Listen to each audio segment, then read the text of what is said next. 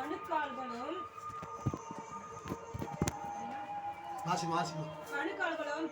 கட்டுகளும் பெற்று இணைக்கப்பட்டு தேவ வளர்ச்சியாய் வளர்ந்தோறுகிற சரீரம் முழுவதையும் ஆதரிக்கிற தடையை பற்றி கொள்ளாமல் எல்லா கண்களையும் கூட அப்படியே ஜெபம் பண்ணுவோம். இந்த கொலோசியர் இந்த 2ஆம் அதிகாரத்திலே 18வது வசனத்தின் மூலமாய் கர்த்தர் நம்மை ஆதரிக்கும்படி எல்லாரும் அப்படியே ஒப்புக்கொடுங்க. அந்த வசனத்தின்படி கர்த்தர் நம்மை நடத்தும்படி, கர்த்தாவே நீர் எங்களோடு கூட பேசு. எல்லாரும் கேளுங்க, ஆண்டவரே நீர் என்னோடு கூட பேசு. மனுஷன் அப்பத்தினால் மாத்திரமல்ல தேவனிடத்தில் வருகிற ஒவ்வொரு வார்த்தையினாலும் பிழைப்பான் என்று சொல்லப்பட்டிருக்கிறது. கர்த்தருடைய வார்த்தையினால் பிழைக்கும்படி, கர்த்தருடைய வார்த்தையினால் நாம் ஆசீர்வதிக்கும்படி, கர்த்தருடைய வார்த்தையினால் நாம் கிருபை பெற்றுக் கொள்ளும்படி, கர்த்தருடைய வார்த்தையினால் அந்த பரலோக ராஜ்யத்தை பிரவேசிக்கும்படி எல்லாரும் ஒப்புக் கொடுங்க. ஆண்டவர் நம்மோடு பேசட்டும். ஆண்டவரே நீர் எங்களோடு கூட பேசு. உடைய நாமத்தை மையப்படுத்தும் இயேசுவின் நாமத்தினால பிதாவே, ஆமென். அல்லேலூயா. நல்லா கவனிக்கணும். இங்கே இந்த வசனத்தை சொல்கிறது, கடைசி வசனம் வாசிக்கிறேன் நான். அதாவது தேவ வளர்ச்சியாய் வளர்ந்தேறுகிற சரீரம் முழுவதையும் ஆதரிக்கிற தலை என்ன செய்யணுமா? பற்றிக்கொள்ள வேண்டும் என்று சொல்லப்பட்டிருக்கு. அல்லேலூயா. என்னத்தை பற்றிக்கொள்ளுமா? தலையை பற்றிக்கொள்ள வேண்டும். எதை பற்றிக்கொள்ளணும்? ஏன் தலையை பற்றிக்கொள்ளணும்னா, அந்த தலை என்ன செய்யுதுன்னா இந்த சரீரம் முழுவதும் என்ன செய்யணும்? ஆதரிக்கிறதா. என்ன செய்யுது? ஆதரவு கொடுக்குது. இந்த தலைக்கு அவ்வளவு அவசியம். இந்த சரீரம் ஒண்ணு இருக்குன்னா இந்த சரீரம் முழுவதையும், இந்த கை, இந்த காலு, இந்த கண்ணு, இந்த மூக்கு, இந்த இருதயம் எல்லாவற்றையும் ஆதரிக்கிறது என்னது? தலை. எல்லாருக்குமே தலை இருக்குல்ல? தலை இருக்கா இல்லையா? எல்லாருக்குமே தலை இருக்கு. அப்போ இந்த சரீரத்துக்கு ஆதரவா இருப்பது என்னது? தலை. அதான் சொல்லுது, அதாவது தலை கவசம் உயிர் கவசமா. தலை ஹெல்மெட் போடுறாங்க பாருங்க, பைக்ல போறவங்கலாம் ஹெல்மெட் போடுறாங்க. தலைக்கு அவ்வளவு முக்கியத்துவம் இருக்கு. ஏன் இந்த தலைக்கு முக்கியம்னா, இந்த சரீரம் முழுவதும் இந்த கையை ஆதரிக்கிறது என்னது? இந்த தலை. இந்த காலை ஆதரிக்கிறது என்னது? தலை. நல்லா புரிஞ்சுக்கோங்க. இந்த கை, இந்த காலு, இந்த நம்மகிட்ட இருக்கிற எல்லா பார்ட்ஸ்களையும், இந்த தலைக்கு கீழே இருக்கிற எல்லா பார்ட்ஸ்களையும் ஆதரவு கொடுக்கிறது இந்த தலை தான். தலை ரொம்ப முக்கியம். வண்டியில போகும்போது அடிப்பட்டவங்க வந்து தலையில அடிப்பட்டு உயிர் போயிட்டு சொல்லுவாங்க. இல்லைன்னா கோமா ஸ்டேஜ், அதாவது நினைவே இல்லாம போயிடும். தலைக்கு ரொம்ப முக்கியத்துவம் கொடுப்பாங்க. அதுக்குதான் இந்த ஹெல்மெட் எல்லாம் மாட்ட சொல்றது. ஹெல்மெட் மாட்டி வண்டி ஓட்டு அப்படின்னு சொன்ன காரணம், கீழே விழுந்தாலும் தலையில அடிபடக்கூடாது. தலையில அடிபட்டுச்சுன்னா அது எங்கனாலும் ஒண்ணு பைத்தியமா கொண்டு விட்டுரும், இல்லைன்னா சுயநிலையே இல்லாம கொண்டு விட்டுரும், இல்லைன்னா உயிர் போயிருக்கும். அதனால தலை ரொம்ப அவசியமா இருக்கிறது. இந்த தலை எதற்காக ஆண்டவர் கொடுத்தாருன்னா, இந்த சரீரம் முழுவதும் என்ன செய்யணுமா? ஆதரிக்கிறதுக்காக. அல்லேலூயா. அப்போ இந்த உலகத்திலே ஒரு மனுஷன் உயிரோடு வாழ்வதற்கு ஒருத்தருடைய ஆதரவு மிக அவசியமா இருக்கு. இருக்கா இல்லையா? இன்னொருத்தருடைய ஆதரவு இருந்தா தான் ஒரு மனுஷன். இப்ப நாங்க வர இங்க ஊழியர் செய்ய நான் என்ன செய்யறேன், சென்னையில இருந்து நான் வரேன். அப்போ சென்னையில இருந்து நான் வர்றேன். நானா வந்து இந்த ஊழியத்தை செய்ய முடியாது. நீங்க தான் எனக்கு ஆதரவு கொடுத்தா தான் இந்த ஊழியத்தை நான் செய்ய முடியும். முடியுமா இல்லையா? நீங்க ஆதரவு கொடுக்காம இந்த இடத்துல செய்ய முடியுமா? முடியாது. நீங்க எல்லாம் நான் பார்த்துப்பேன் அப்படின்னா ஒத்தையில உட்கார்ந்து வந்து உட்கார்ந்துட்டு ஒத்தையில உட்கார்ந்து கையை தட்டிட்டு போக வேண்டியதுதான். ஒருத்தருடைய ஆதரவு இல்லாம இன்னொருத்தர் வாழ முடியாது. உண்மை இருக்கட்டும். ஒருத்தருடைய ஆதரவு இல்லாம இன்னொருத்தர் வாழ முடியாது. அதுக்குதான் ஆண்டவர் பார்த்தார், ஒருத்தருடைய ஆதரவு இல்லாம ஒருத்தர் வாழ முடியாது. அதுல ஒவ்வொரு ஸ்டேஜுக்கும் ஒவ்வொருத்தர் சின்ன குழந்தையா இருக்கும் பொழுது தாய் என்ன செய்யறார், அந்த பிள்ளையை ஆதரிக்கிறார். அந்த ஒரு குறிப்பிட்ட வயசு வரைக்கும் யார் ஆதரிக்கா பிள்ளைய? உங்களுக்கு தெரியுமா தெரியாது? எல்லாருமே தாய்மார் தான் பார்த்திருக்கீங்க. யார் ஆதரிக்கா ஒரு பிள்ளைய? ஒரு குறிப்பிட்ட வயசு வரைக்கும் யார் ஆதரிப்பா? தாய் தானே ஆதரிக்காங்க. வேற யாருமா? நான் போய் சொல்லணும், நீங்க முடிக்கிறத பார்த்தா அப்படிதான் தெரியுது. தாய் தான் ஆதரிப்பா. தகப்பன் கூட ஆதரிக்க கஷ்டம். அவர் பாட்டு வேலையை பார்க்க போயிடுவாரு. ஆதரிக்கிறாரு தாய். அப்போ ஒரு ஸ்டேஜ் வரைக்கும் ஒரு பிள்ளைகளை ஆதரிக்கிறாரு தாய். அந்த ஸ்டேஜ் முடிஞ்ச பிறகு யார் ஆதரிக்கா? கல்யாணம் ஒன்று நடக்கு. அதுக்கப்புறம் கணவன் மனைவி அவங்களுக்குள்ள ஒருவருக்கு ஆதரவா மாறிடுவாங்க. அது கடைசி சாகர வரைக்கும் அவங்க சாகர வரைக்கும் யாரு? கணவன் மனைவி இந்த உறவு இருக்குல்ல, அந்த உறவு உள்ளவங்க தான் ரெண்டு பேரும். அவங்க பிள்ளை பிறந்தாலும் சரி, பிள்ளை பிறக்கத்தாலும் சரி, அந்த ரெண்டு பேரும் தான் ஆதரவா இருப்பாங்க. அப்போ ஒருவருடைய ஆதரவு இல்லாம இன்னொருத்தர் வாழ முடியாத ஒரு சூழ்நிலை இருக்கு. அதே போலதான் இந்த சரீரம் முழுவதும் வாழனா இந்த தலை என்ன செய்யணும்? ஆதரவா இருக்கணும். புரிஞ்சிருச்சா நான் சொல்றது? எப்படி ஒரு தாய் ஒரு பிள்ளைக்கு ஒரு ஆதரவா இருக்கிறாளோ, அதுக்கப்புறம் ஒரு மனைவி ஒரு கணவன் எப்படி ரெண்டு பேருக்குள்ள ஒரு ஆதரவா இருக்காங்களோ, அதே போலதான் சரீரம். இந்த கைக்கு இந்த காலுக்கெல்லாம் ஆதரவு யாரு? இந்த தலை. இந்த தலை ரொம்ப முக்கியம். அல்லேலூயா. இந்த தலை என்னது அப்படின்னு சொல்லி பார்க்கிறோம். எபேசியர் எடுத்துக்கொள்வோம். எபேசியர் 5ஆம் அதிகாரம் எடுத்துக்கொள்ளுங்க. எபேசியர் 5ஆம் அதிகாரம் வாசிக்கமா 23. எபேசியர் 5ஆம் அதிகாரம் 23ஆம் வசனம் வாசிங்க. நல்லா கவனிங்க, கொஞ்சம் கவனிங்க. தலையை பத்தி சொல்ல போறேன். வாசிமா. உங்கள் உள்ளத்திலே 5ஆம் அதிகாரம் 23ஆவது வசனம் 268 பக்கம். கிறிஸ்து சபைக்கு தலையாக இருக்கிறார். அல்லேலூயா. தலைனா என்னது? அதாவது அவன் உலக பிரகாரமா தலைனா நமக்குள்ள இருக்கிற தலை, இந்த சரீரத்துக்கு ஆதரவு. அப்போ ஆவிக்குரிய பிரகாரம் நமக்கு ஆதரவா இருக்கிறது யாரு? இயேசு. அல்லேலூயா. அப்ப தலைனா என்னது? இயேசு. தலைனா யாரு? தலைனா அஜித் குமார் கிடையாது. அஜித் குமார் நினைக்காதீங்க, அது வேற. சினிமா நடிகர் அஜித் குமார் தான் தலையா இருக்காரு அப்படி சொல்லல. நமக்கெல்லாம் தலை கிறிஸ்தவர்களா இருக்கிற நமக்கு தலையா இருந்தால் இயேசு கிறிஸ்து வருவாரு. அல்லேலூயா. அப்ப இயேசு கிறிஸ்து நமக்கு தலையா இருக்கிறார். இயேசு கிறிஸ்து எதற்கு நமக்கு தலையா இருக்கிறார்? நம்மை ஆதரிக்கும்படி. யார் இருக்கா? தாயினுடைய ஆதரிப்பு ஒரு குறிப்பிட்ட காலம் தான். கணவன் மனைவியுடைய ஆதரிப்பு பிரச்சனை வருகிற வரைக்கும் தான். பிரச்சனை வந்துட்டா அது ஆதரவு போயிடும். போகுமா போகாதா? யோபு சாகர நோய்க்கு போயிட்டான். உடம்பு ஃபுல்லா வியாதி, சொத்து எல்லாம் போயிட்டு. மனைவி வந்து சொல்றா, தேவனை தூஷித்து ஜீவனை விடும். நம்ம பாச செத்து போ. நம்ம பாசம் இதான் அர்த்தம், செத்து போ. கணவனை பார்த்து என்ன சொன்னாரா?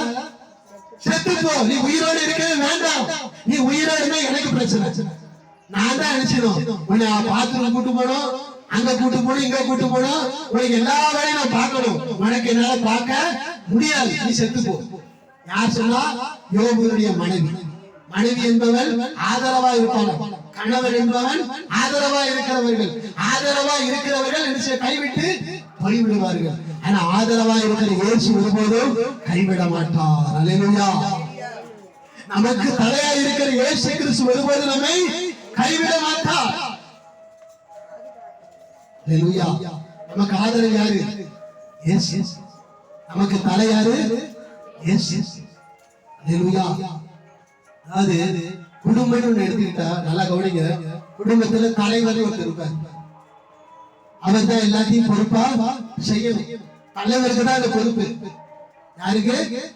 தலைக்கு தான் அந்த பொறுப்பு. தலைனா யாரு? குடும்பத்தில் இருக்கிற பெரியவர். ஒருவேளை அப்பாவா இருக்கலாம். அப்பா அவர் தான் குடும்பத்துல பொறுப்பா இருக்கணும். ஆனா இன்னைக்கு அவங்க பொறுப்பா இருக்காங்களா? குடும்பத்துல தலைவரா இருக்கிற அந்த அப்பா ஸ்தானத்துல இருக்கிற அந்த தலைவர் பொறுப்பா இருக்காரா? அவரு குடிச்சிட்டு எங்க இருக்காரோ? சில வீட்டுல சொல்லுவாங்க அவரு குடிச்சிட்டு எங்க இருக்காரோ தெரியாது. பிள்ளைங்க சாப்பிட்டுச்சா சாப்பிடலையா, மனைவி சாப்பிட்டாளா சாப்பிடலையா, எதுவுமே அவருக்கே தெரியாது. அவர் எங்க குடிச்சிட்டு எங்க படுத்து கிடக்கிறாருவாங்க. அல்லேலூயா. இன்னைக்கு அப்படிதான் இருக்கு தலைகள். ஆனா இயேசுவாகிய தலை நம்மை எப்பொழுதும் ஆதரிக்கிறவராய் இருக்கிறார். அல்லேலூயா.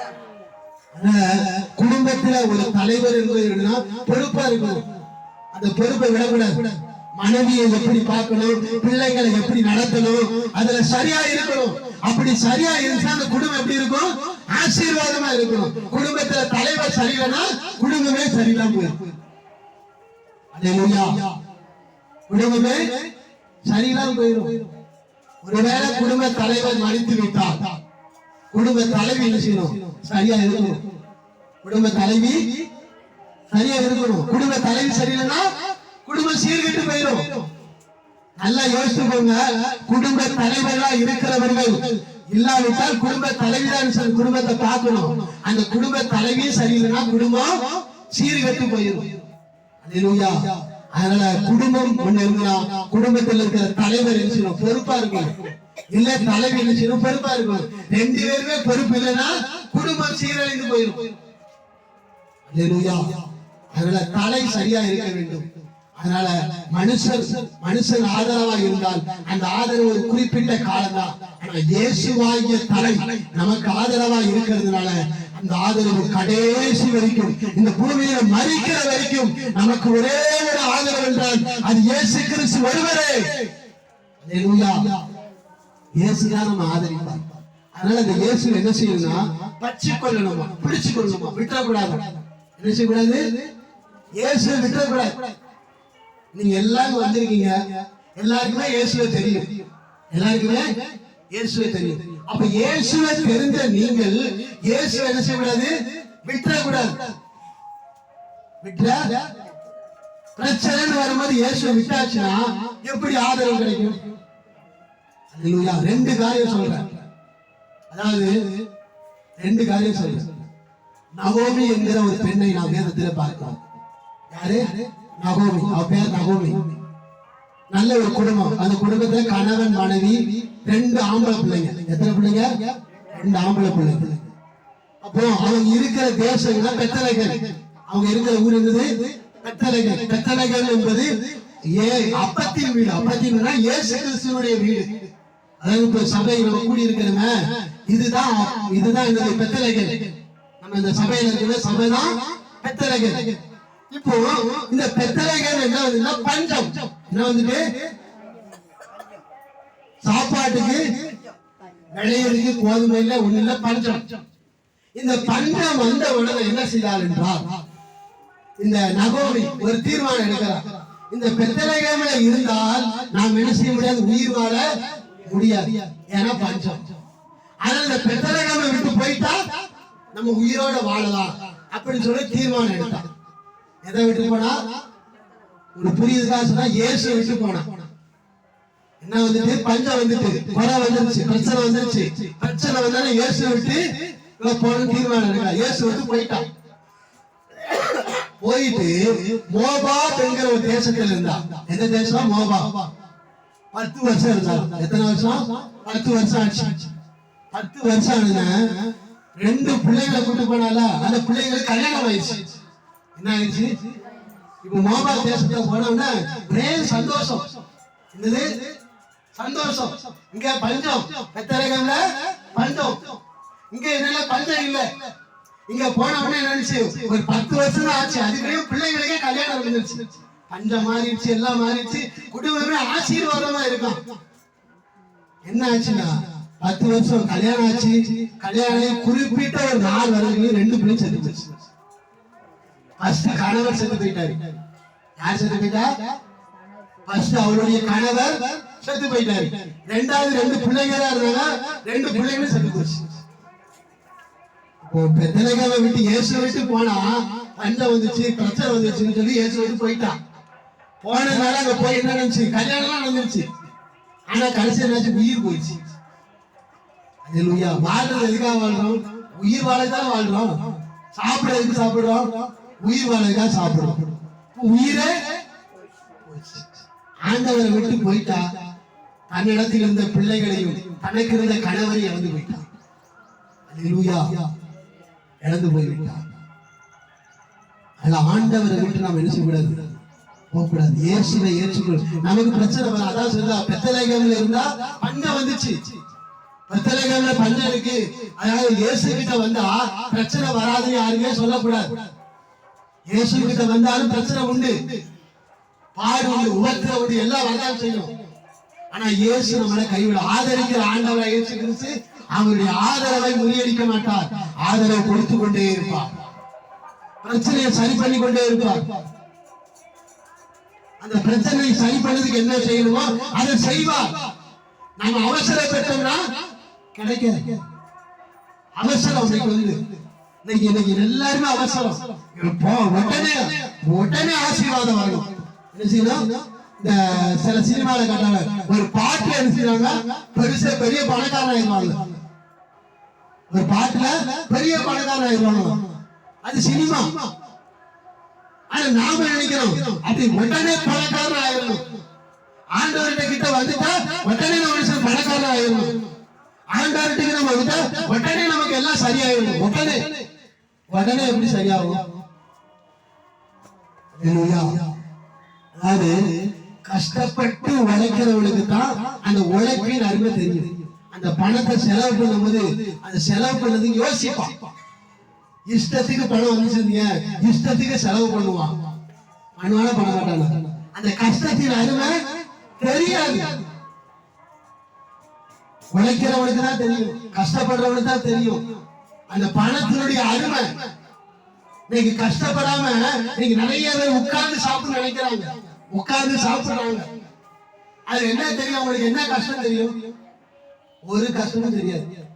நல்லா உழைக்கணும். உழைச்சாதான் அதனுடைய அருமை தெரியும். நம்ம உழைக்கிறதுக்கே நீ கஷ்டப்படுறோம். இன்னைக்கு மனுஷன் உழைக்கிறதுக்கு கஷ்டப்படுறோம். அதுவும் சொல்ல போனா ஆம்பளைங்க உழைக்கிறதுனால சோம்பேறித்தனம் வந்துடும். நிறைய பேர் நான் பார்த்திருக்கேன். உழைக்கிறதுனாலே அப்பா உழைக்கணுமா கேக்குறேன், உழைக்கணுமோ, கஷ்டப்படணுமோ. கஷ்டப்படாம பணம் வராதா? என்ன வராது? கஷ்டப்படாம பணம். நிறைய பேர் கஷ்டப்படாம தான் இங்க பணம் சம்பாத்தியம் பண்றாங்க. தீமையான வழிகள்ல போய், அதாவது தீமையான முறையில ஒரு சரியான ஒரு முறைப்படி சம்பாத்தியம் பண்ண முறை இல்லாம நிறைய பேர் அடிச்சாங்க, சம்பாத்தியம் பண்றாங்க. அதெல்லாம் கஷ்டம் இருக்காது. ஆனா கஷ்டப்பட்டு உழைக்கிறவன் முறை தவறி போக மாட்டான். அதனால நீங்க நிறைய கஷ்டப்படாம பணம் வரணும் அப்படின்னு நினைக்கிறாங்க. உழைக்காம பணம் வரணும். நல்லா உழைக்கணும். அதுவும் ஜென்ஸ் கண்டிப்பா உழைச்சுதான் ஆகணும். வேலைக்கு கண்டிப்பா ஆண்கள் கண்டிப்பா வேலைக்கு போய் தான் ஆகணும். அவங்க உழைச்சுதான் சாப்பிடணும். உழைக்காம அப்பா அம்மா சம்பாத்தியம் உட்கார்ந்து சாப்பிட கூடாது.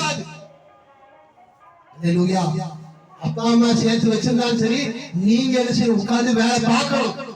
வேலை பார்த்தா தான் அதனுடைய அருமை தெரியும். அதனால இன்னைக்கு கஷ்டப்படாம முன்னேறணும், கஷ்டப்படாம வாழணும் நினைச்சு இன்னைக்கு என்ன செய்ய முறத்தவரையா போறாங்க. ஆனா அப்படியெல்லாம் வேதம் சொல்லவில்லை. நாம் கஷ்டப்பட்டு என்ன செய்யணும்? உழைக்க வேண்டும். கிறிஸ்தவ வாழ்க்கை என்பது சில பாடுகள், சில உபத்திரங்கள் வரத்தான் செய்யும். அப்பதான் நமக்கு சில காரியங்களை கற்றுக்கொள்ள முடியும். ஏன் ஆண்டவர் இந்த கஷ்டம் நமக்கு அனுமதிக்கிறாரு? ஏன் அனுமதிக்கிறானா, அதுல இருந்து ஒரு சில பாடங்களை நாம் படித்துக் கொள்வதற்காக தான். இப்போ பிள்ளைங்க படிக்கிறாங்க, படிக்கிற பிள்ளைங்க இப்போ 5ஆம் கிளாஸ்ல என்ன 6ஆம் கிளாஸுக்கு போகணும், 6ஆவதுக்கு போகணும். போகட்டா சும்மா போயிட முடியுமா? என்ன பரீட்சை எழுத வேண்டாமா? பரீட்சை எழுதணும், பாஸ் ஆகணும். பரீட்சை எழுதுறது பெருசு இல்ல, அதுல என்ன செய்யணும்? பாஸ் ஆகணும். பாஸ் ஆகணும், 5ல தான் உட்காரும், அடுத்து போக முடியாது. அப்போ ஒரு உலக பிரகாரமா படிப்புக்கு பாஸ் ஆகதான் மேல் படிப்பு, பாஸ் ஆகணும்னா மேல் படிப்பு. பரீட்சை ஒண்ணு இருக்கு. அப்போ ஆண்டவருக்குள்ள வந்தா சில பிரச்சனைகள் இருக்கதான் செய்யும். உடனே ஆண்டவர்கிட்ட போயிருது. சபைக்கே வருது கிடையாது, சபைக்கு வருது கிடையாது, ஆண்டவரையும் தேடுறது கிடையாது, ஆண்டவருக்கு உடனே போயிருது. அப்ப எப்படி நடக்கும்? ஆண்டவரை விடாமல் பின்பற்றும் பொழுது அவருடைய ஆதரவு நம்மளை விட்டு வரும்போதும் போகாது. இவள் பெத்லகேம்ல இருந்தா, இயேசுவோடு கூட இருந்தா. 2 பிள்ளைங்க, அழகான பிள்ளைங்க கூடவே இருந்தாங்க. கூட இந்த கணவர் சாகல் நல்லா இருந்தாங்க. குடும்பமா இருந்தாங்க. இப்ப என்ன செஞ்சாங்க? அவள் பெத்தலைய ஆண்டவரை விட்டு போனா குடும்பமே இல்லை, குடும்பமே இல்லாம போச்சு. ஹல்லேலூயா. அதனால பிரச்சனைகள் வரும், பிரச்சனைகளை கண்டு நமக்கு இருக்கிற வியாதியை கண்டு ஆண்டவர் விட்டு போக கூடாது. ஆண்டவர் உறுதியா பிடிச்சுக்கோங்க, உங்களை ஆதரிக்கிற ஒருபோது உங்களை கைவிட மாட்டார். ஹல்லேலூயா. உங்களை ஒருபோதும் அவர் கைவிட மாட்டார். இயேசு ஒருபோதும் உங்களை கைவிடவே மாட்டார். அவர் உங்களை ஆதரிப்பார். உங்களுக்கு என்ன பிரச்சனை வந்தாலும் சரி, உங்களோடு கூட சேர்ந்து நின்று அந்த பிரச்சனையை சரி பண்ணுவார். ஹல்லேலூயா. அது வியாதியா இருக்கலாம், கடன் பிரச்சனையா இருக்கலாம், இல்ல வேலை பிரச்சனை, எதுவா இருந்தாலும் சரி, உங்க கூடவே இருந்து சரி பண்ணுவார். ஹல்லேலூயா. இதுதான் ஆண்டவர். மனுஷன் கூடவே இருப்பேன்னு சொல்லுவான், ஆனா கூட இருக்க மாட்டாங்க. ஆனா ஆண்டவர் கூடவே இருந்து சரி பண்ணுவார். எவ்வளவு பெரிய பலம் பாருங்க. ஆண்டவர் கூட இருந்தா நமக்கு ஒரு பிரச்சனையும் கிடையாது. இருக்குமா இருக்காது? ஆண்டவர் நம்ம கூட இருந்தா எவ்வளவு தைரியம். ஆண்டவர் நம்ம கூட இருந்து ஒரு பிரச்சனையை சரி பண்றான்னா அது எவ்வளவு பெரிய விஷயம். அந்த ஆசீர்வாதம் நாம் வேண்டாம்னு சொல்லிதான் அவரை விட்டு போறோம். அதனால வியாதியா இருந்தாலும் சரி, கடன் பிரச்சனை இருந்தாலும் எதுவா இருந்தாலும் சரி, இயேசுவை விட்டு நம்ம போகவே போக கூடாது. எல்லா சூழ்நிலையும் என்னை ஆதரிக்கிற இயேசு என்னை கைவிட மாட்டார். அந்த நம்பிக்கையோடு இருக்கணும். ஹல்லேலூயா. யாக்கோபு நல்லா கவனிக்கணும். யாக்கோபு அப்பா அம்மா விட்டுட்டு இன்னொரு தேசத்துக்கு போனார். அவருடைய சொந்தக்கார வீட்டுக்கு தான் போனார், மாமா வீட்டுக்கு போனார். போய் திருமணம் ஆச்சு, எல்லாம் ஆச்சு. இப்ப என்ன சொன்னா ஆண்களுடைய தேசத்துக்கு, இஸ்ரவேல் தேசத்துக்கு வரணும். இங்க இஸ்ரவேல் தேசத்துக்கு வந்தா அவனுடைய கூட பிறந்த சகோதரன் ஏசா, இவன் வந்தா இவன் என்ன செய்ய? கொல்லணும். யாரை கொல்லணும்? யாக்கோபை கொன்று விட வேண்டும், அவனை சாகடிக்கணும். அவன் உயிரோடு வாழ வைக்க தகுதியே கிடையாது சொல்லி, எப்பொழுது யாக்கோபு வருவார்னு சொல்லி தன் கூட பிறந்த சகோதரா இருக்கிற ஏசா அனுப்பிச்சுக்கிறான், எதிர்பார்த்து கொண்டிருக்கான். யாரை சாகடிக்கிறதுக்கு? யாக்கோபை சாகடிக்கிறதுக்கு. இப்ப யாக்கோபு என்ன செய்ய? இஸ்ரவேல் தேசத்துக்கு வரான். இங்க அண்ணங்கார என்ன செய்யறான்? ரெடியா இருக்கான், அருவாளை வச்சுக்கிட்டு ரெடியா இருக்கான்.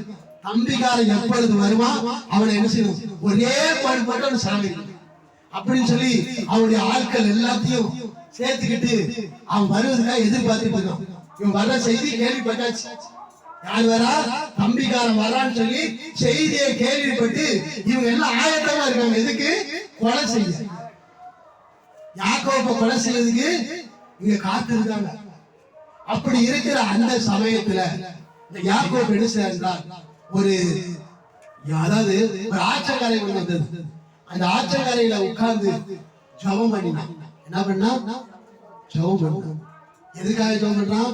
ஆண்டவரே, நான் என்னுடைய தேசத்துக்கு போனா என் அண்ணன் ஏசா என்னை கொல்லதுக்கு ரெடியா இருக்கான்.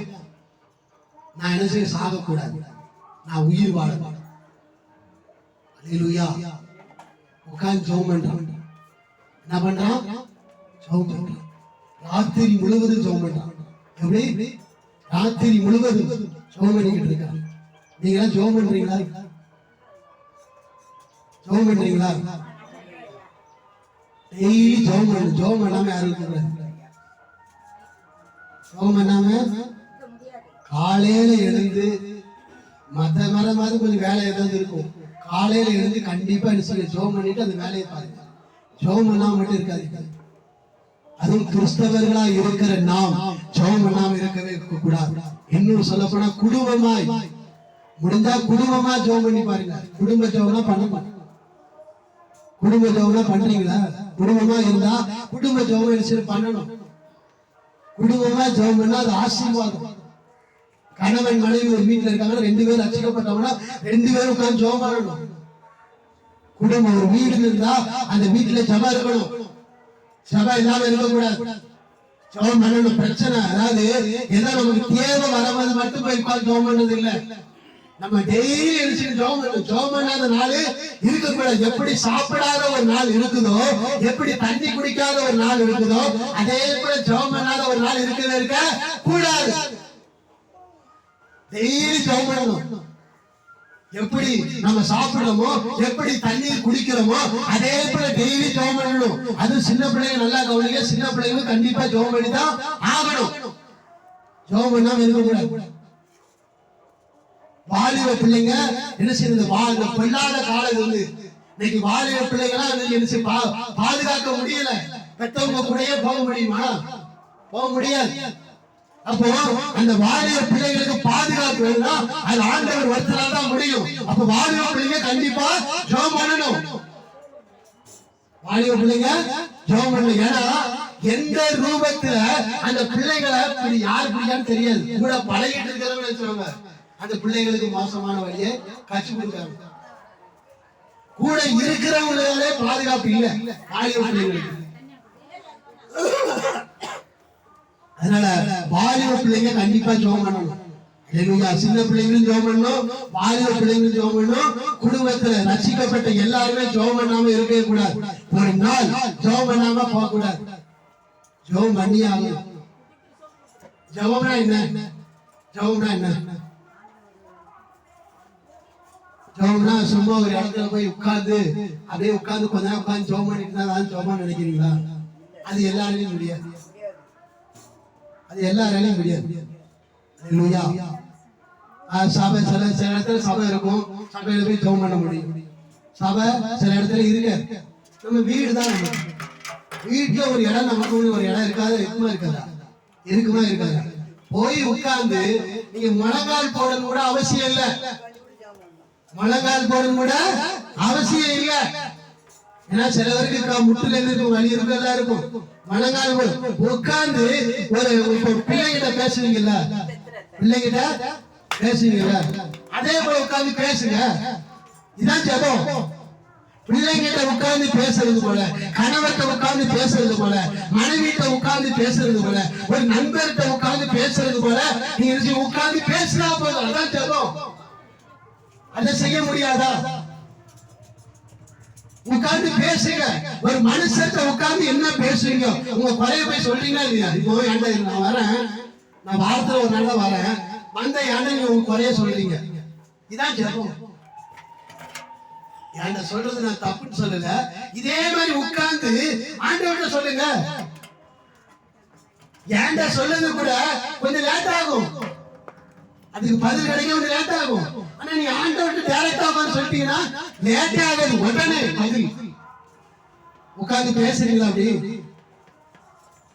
நீங்களா பாக்குறத பார்த்தா பேசுற மாதிரியே தெரியலையே. பேசுங்க. அதான் ஜெபம். ஜெபம்னா உட்கார்ந்து முழங்கால் போயிட்டு கையை தட்டி பாட்டு பாடி இதான் ஜெபம் நீங்க நினைக்கிற இல்ல. அது வேற, அது வேற ஜெபம். உட்கார்ந்து பேசுங்க. உட்கார்ந்து உங்க பிள்ளைகிட்ட பேசுறது போல, உங்க பிள்ளைகிட்ட உங்க குறைய சொல்லுவீங்களா? உங்க பெத்தவங்கிட்ட குறைய சொல்ற மாதிரி, உங்க பிள்ளைகிட்ட குறைய சொல்ற மாதிரி, கணவர்கிட்ட குறைய சொல்ற மாதிரி, மனைவிட்ட குறைய சொல்ற மாதிரி உட்கார்ந்து அப்படி குறைகளை பேசுங்க. அந்த வரை எனக்கு இந்த குறை இருக்குப்பா, எனக்கு இந்த கடன் பிரச்சனை இருக்கு, என் சரீரத்துல இந்த வியாதி இருக்கு, இதை நீங்க சரி பண்ணுங்க. அது மற்றவங்க பாக்குற கண்ணுக்கு பைத்தியக்காரமா தெரியலாம். என்னடா உட்கார்ந்து தனியா பேசிட்டு இருக்கா? அண்ணால பார்த்து அப்படிதான் சொன்னாரு. யாரு? ஊழியக்காரர் சொன்னாரு. அண்ணால பார்த்து பைத்தியக்காரி, குடிச்சிருக்கா, என்ன குடிச்சிருக்கா, குடித்து வெறித்திருக்கிறத அப்படி பேசிட்டு இருக்கான்னு சொல்லி அவளை பார்த்து அப்படி நிகழ்ச்சியா பேசினார். பாக்குறவங்க அப்படிதான் தெரியும், நம்ம உட்கார்ந்து பேசணும் பைத்தியக்காரி மாதிரி தெரியும். ஆனா ஆண்டவரோட பேசி கொண்டிருக்கிறோம். அல்லேலூயா. இதான் ஜெபம். இதை செய்யறோமா? இதை செய்யுங்க. ஒருவேளை இது வரைக்கும் செய்யாம இருந்தால் இந்த நாளுக்கு செய்யுங்க. குடும்பத்துல ஒரு பிரச்சனை வந்துச்சா போய் உட்காருங்க. உட்கார்ந்துட்டு ஆண்டவரே என் குடும்பத்துல என் பிள்ளைக்கு இந்த பிரச்சனை வந்துட்டுப்பா, இதை நீங்க சரி பண்ணுங்க. அவ்வளவுதான். இதான் ஜெபம். இதை விட்டுட்டு நீங்க என்ன செய்யணும்? ஜெபம்னா நேர ஆலயத்துக்கு போய் உட்கார்ந்து கையை தட்டி பாட்டு பாடாத ஜெபம் இப்படிதான் நினைக்கிற இல்ல. அப்படி சொல்லியே நிறைய ஜெபம் பண்ணது கிடையாது. இல்ல யாராவது ஒருத்தர் வருவாரு, யாராவது ஊழியக்காரர் வருவாங்க, அவங்ககிட்ட சொல்லி ஜெபம்னாதான் ஜெபம் அப்படி நினைக்கிற இல்ல. இப்போ எனக்கு பசினா யார் சாப்பிடுவா? நீங்க சாப்பிட்டா போதுமா? இப்ப எனக்கு பசி, சாமி சாப்பிட்டா சரியாயிருமா? என் பசி போயிருமா?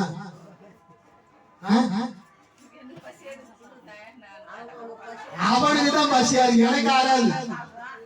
நாம என்ன செய்யறோம்? ஐயா ஜெபம் பண்ணுங்க ஐயா அப்படின்னு சொல்லிட்டு முடிச்சிருந்தோம். அவ்வளவுதான். ஆண்டவர் ஜெபம் பண்ணி பார்த்து பாருங்க விட்டுருந்தோம் இல்ல. அது சொல்றது நான் தப்புன்னு சொல்லல. ஆனா நீங்களும் உட்கார்ந்து என்னிடத்தில் சொல்றது போல நீ ஆண்டவரிடத்துல சொல்லுங்க. உங்க பிரச்சனை தானாய் சரியாகும்.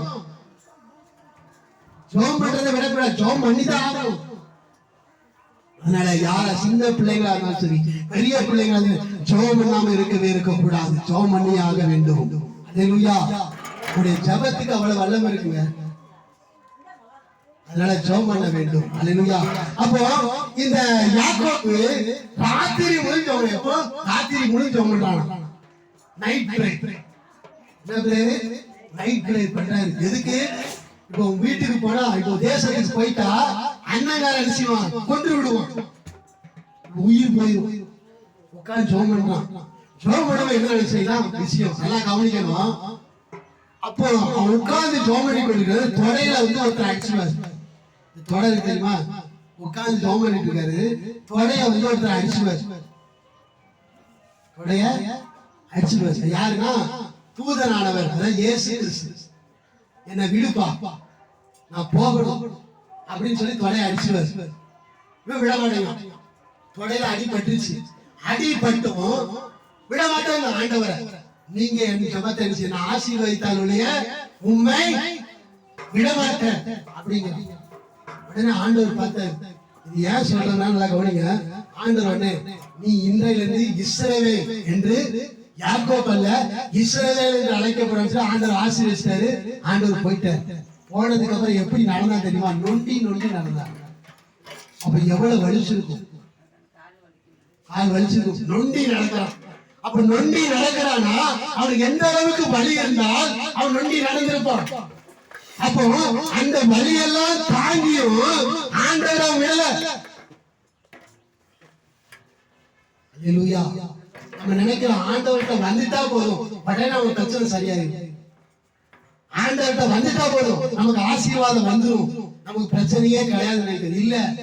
இவன் ஆண்டவர்கிட்டதான் உட்கார்ந்து ஆண்டவர்கிட்ட தான் ஜெபம் பண்றான், ஆண்டவரை பிடிச்சுதான் ஜெபம் பண்றான். ஆனாலும் எனக்கு வலி, வேதனை.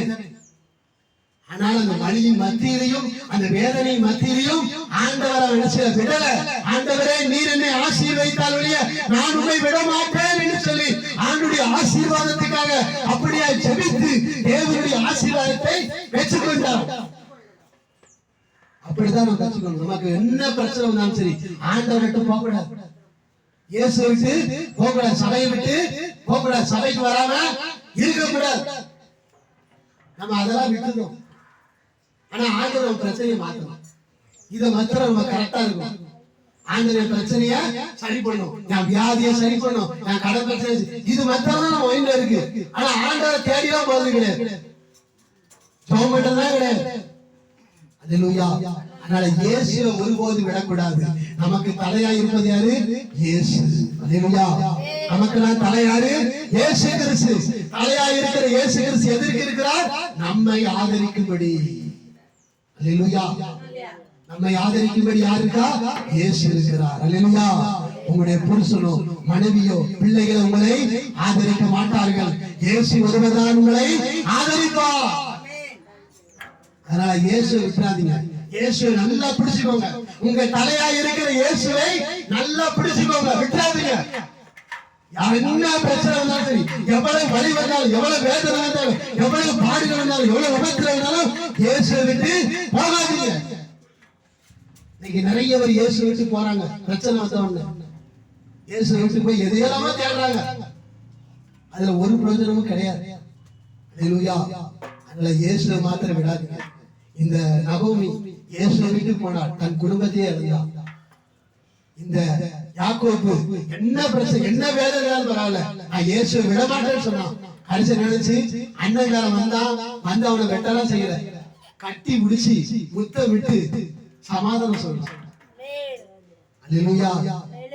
வெட்டணும்னு சொல்லி அருவா தீட்டிட்டு இருந்த இந்த ஏசா தம்பிக்காரனை பார்த்த உடனே அப்படியே கட்டி பிடிக்கிறானோ.